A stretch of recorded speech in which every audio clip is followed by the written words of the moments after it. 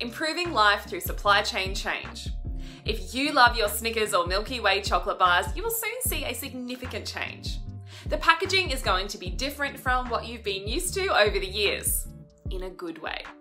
Mars Wrigley is switching from the traditional packaging of these yummy treats to fully recyclable paper-based packaging, instead of the old soft plastic wrappers. As you would imagine, this change has demanded a significant investment in R&D and sourcing of the right materials. The motivation behind this is the company's commitment to improving the lives of everyone in its supply chain, from primary producers all the way through to consumers like you and me.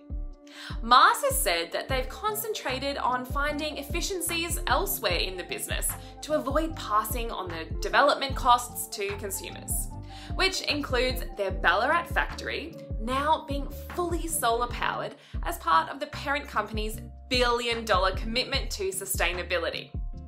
It's this sort of commitment that helps a company maintain its reputation as an employer of choice that can attract and retain the best supply chain talent.